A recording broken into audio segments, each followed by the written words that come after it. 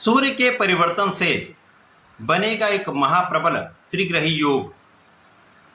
प्रिय दर्शकों, सौरमंडल में 3 प्रमुख ग्रह जो अपने क्षेत्र में विशेष हैं, बड़े ग्रह हैं, जिनमें 9 ग्रहों में राजा सूर्यदेव हैं, युवराज बुध हैं तथा देवगुरु बृहस्पति हैं।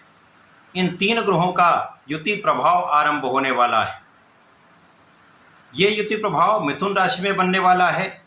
यहाँ पर सूर्य का जब परिवर्तन होगा, सूर्य पहुंचेंगे, उसके पहले से ही वहां पर बुध और गुरु का गोचर चल रहा होगा, जिसके कारण एक महाप्रबल त्रिग्रही योग का निर्माण होने वाला है, जो निश्चित रूप से समस्त राशि के जातकों को कुछ विशेष प्रभाव देगा। महाराजयोगों का यहाँ पर निर्माण होने वाला है, जो अवश्य ही कुछ बड़े लाभ देने वाला है। जय श्री गणेश, नमस्कार। मैं आचार्य संजय द्विवेदी। मेरे समस्त प्रबुद्ध दर्शकों का मेरे चैनल पर हार्दिक स्वागत है। प्रिय दर्शकों, आज मैं कर्क राशि के लिए सूर्य के परिवर्तन से बनने वाले त्रिग्रही योग का, बनने वाले महाराज योगों का किस प्रकार का लाभ आपको प्राप्त होने वाला है, इस समय में किन भावों में प्रबलता आएगी, इस समय का आप कैसे उपयोग कर पाएंगे, कितना लाभ ले पाएंगे, अथवा कहीं पर कोई समस्या या अवरोध है तो उसका क्या निराकरण है, संपूर्ण विश्लेषण मैं पूर्ण तर्क के साथ करने जा। प्रिय दर्शकों, इस राशिफल को आप अपने लग्न तथा राशि दोनों के अनुसार देख सकते हैं। कर्क राशि के लिए ये जो त्रिग्रही योग बनने वाला है वो आपके 12वें भाव में बनने वाला है। सूर्य जो कर्क राशि के लिए मित्रवत होते हुए इनका गोचर आपके 12वें भाव में आरंभ होगा, यहाँ पर बुध और गुरु भी होंगे। इस प्रकार से त्रिग्रही योग का निर्माण आपके 12वें भाव में, जो कि एक त्रिक का भाव है, व्यय का भाव है, ये भाव डिप्रिशिएट कर देता है। अर्थात जो ग्रह यहाँ पर जाते हैं, सूर्य और चंद्रमा को छोड़कर अन्य ग्रहों का जो भी कार्यकत्व है, जिस भाव के स्वामी हैं, उस भाव के प्रभाव को ये डिप्रिशिएट कर देते हैं, इसका व्यय हो जाता है। अतः कर्क राशि के लिए जो 12वें भाव में त्रिग्रही योग बन रहा है, वहाँ पर कई महाराज योग तो अवश्य बन रहे हैं, परंतु जैसा ज्योतिष का नियम है कि त्रिक भाव में कोई भी महाराज योग बहुत बड़ा लाभ नहीं देता है। अब यदि यहाँ पर हम अवलोकन करें तो यहाँ पर भद्र योग बन रहा है, यहाँ पर कुशाग्र योग बन रहा है, यहाँ पर शासन योग बन रहा है, यहाँ पर बुधादित्य योग बन रहा है। 4 बड़े महाराज योग यहाँ पर आपके प्राप्त हो रहे हैं, परंतु उन सभी का यहाँ पर कहीं न कहीं क्षय हो रहा है, उनका पूर्ण लाभ आपको प्राप्त नहीं हो पाएगा। इस समय धन का आगमन होगा, परंतु धन का व्यय भी उतनी ही तीव्रता से होगा। तो धन के संबंध में आपको बहुत विचार करना चाहिए, धन के मैनेजमेंट पर आपको विचार करना चाहिए, उसको व्यवस्थित करना चाहिए। इस समय जो जातक विदेश में रहकर कार्य कर रहे हैं, विदेश में रहकर व्यापार कर रहे हैं, उनके लिए फिर भी मैनेजेबल है, यहाँ पर आप कुछ मैनेज कर पाएंगे। लेकिन अन्य लोगों के लिए यहाँ पर एक धन का जो व्यय है वो समस्या का कारण बन सकता है। अतः इस ओर आपको ध्यान देना चाहिए। इस समय आंखों से संबंधित रोग आपको हो सकते हैं। इस समय चर्म रोग से संबंधित समस्याएं आपको परेशान कर सकती हैं।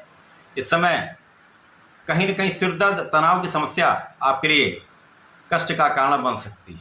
अतः अपने जीवन शैली में परिवर्तन करें, भोजन शैली में परिवर्तन करें तथा अपने को फिट रखने का प्रयास करें। इस समय में आपके सुखों में वृद्धि का अवसर आपको अवश्य मिलेगा, यहाँ पर कोई संदेह नहीं। इस समय धन आएगा, कुछ भाग उसका यहाँ पर भी व्यय हो रहा है, क्योंकि आप यहाँ पर अपने सुखों को कुछ बढ़ा रहे हैं। भूमि, भवन, वाहन का योग बन रहा है। हो सकता है कि आपका कुछ धन इन सुख संसाधन को क्रय करने में व्यय हो जाए, ये एक अच्छा व्यय है, इसीलिए इसको मैनेज करना आवश्यक है। व्यय अनावश्यक ना हो, आपके काम में हो तो वो अच्छा है।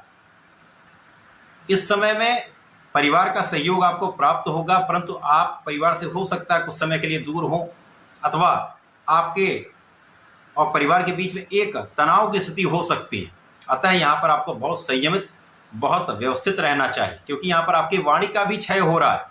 तो वाणी की कठोरता से आपके जो ईगोइस्टिक नेचर है उसके कारण यहाँ पर आपको समस्या उत्पन्न हो सकती है। अतः विशेष रूप से घर के अंदर, परिवार के बीच में आपको बहुत संयमित, बहुत सौम्य रहना चाहिए।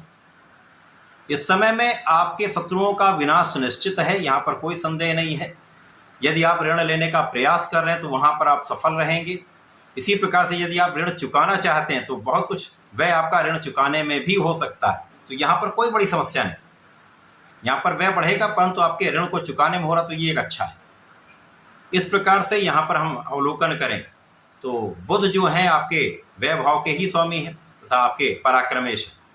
इस समय यदि आपने कहीं पर परिश्रम कम किया या आपने लापरवाही की, आपने आज का काम कल पर डाला, तो समस्याएं अवश्य उत्पन्न होंगी, आपके लाभ में कमी हो सकती है। इसी प्रकार से समय में भाई बहनों के साथ बनाकर रखें, सहयोग लें, सहयोग दें। अच्छे मित्रों को आप इग्नोर ना करें, उनका साथ बनाए रखें। आपको जीवन में एक अच्छा मार्गदर्शन भी प्राप्त होगा, उनका सहयोग भी प्राप्त होगा।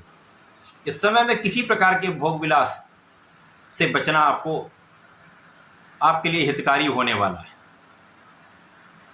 इस समय में भाग्य के स्वामी गुरुदेव बृहस्पति हैं, आपके 12वें भाव में हैं, अतः आप जितना परिश्रम करेंगे, क्योंकि भाग्य का उतना साथ नहीं मिल रहा है, परंतु यहाँ पर यदि आप परिश्रम करते रहते हैं तो आपको विपरीत परिस्थितियों में एक अच्छा लाभ प्राप्त हो सकता है। जहाँ पर आपको लगता है मेरा काम नहीं बन पाएगा, लेकिन यदि आप प्रयास करते हैं, आप लगे रहते हैं, निरंतर अपना परिश्रम करते रहते, वहाँ पर भी आपको सफलता मिल सकती है। इस समय में एक अच्छा भाव बनेगा जब जो जातक नौकरी के लिए प्रयास कर रहे थे, काम नहीं बन पा रहा था, उनका यहाँ पर काम बन जाए। नौकरी की प्राप्ति यहाँ पर होने वाली है, या नौकरी में नए अवसर की प्राप्ति आपको होने वाली है, अथवा उच्च शिक्षा के लिए यदि विदेश जाना चाहते हैं, अपने राज्य से दूसरे राज्य में जाकर शिक्षा लेना चाहते हैं, तो यहाँ पर आपको सफलता मिल सकती है। इसी प्रकार से यदि व्यापारिक क्षेत्र के लिए आप ट्रेवल कर रहे हैं, आप यात्राएं कर रहे हैं, तो वहाँ पर आपको लाभ अवश्य प्राप्त हो। इसका मूल समझने का ये भाव है कि यहाँ पर यदि आप परिश्रम करते रहते हैं, अपना प्रयास करते रहते हैं, तो इस भद्र योग का, इस शासन योग का तभी आप लाभ ले पाएं। कभी कभी जब आपका भाग्य प्रबल होता है और बड़े बड़े राजयोग बन जाते हैं, तो आप थोड़ा भी प्रयास करते तो आपको लाभ अधिक प्राप्त होता है।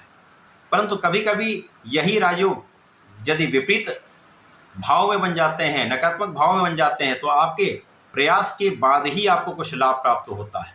लाभ तो अवश्य मिलेगा, लेकिन उसकी मात्रा कुछ कम रहेगी।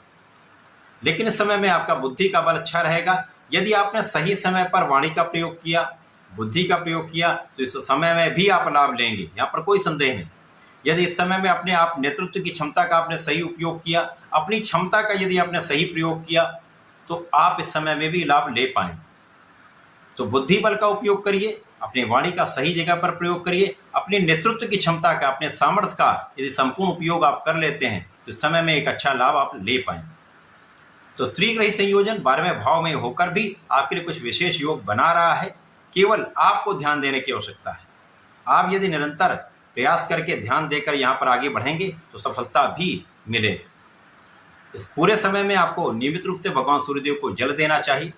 ओम घृणी सूर्याय नमः का 27 बार जप करते हुए जल दें। गायत्री मंत्र का जप करें तो विशेष लाभ प्राप्त होगा। इसी प्रकार से यदि इस समय में आप गणपति जी की आराधना करते हैं, उनको दूर्वा अर्पित करते हैं, भगवान गणपति को भोग अर्पित करते हैं तथा सफ़ेद चंदन का अर्पण करते हैं, सुगंधि का अर्पण करते हैं, तो विशेष लाभ आपको प्राप्त होंगे। इस समय का उपयोग आप सही ढंग से कर पाए, वैसा करके इसका लाभ लें। धन्यवाद, नमस्कार।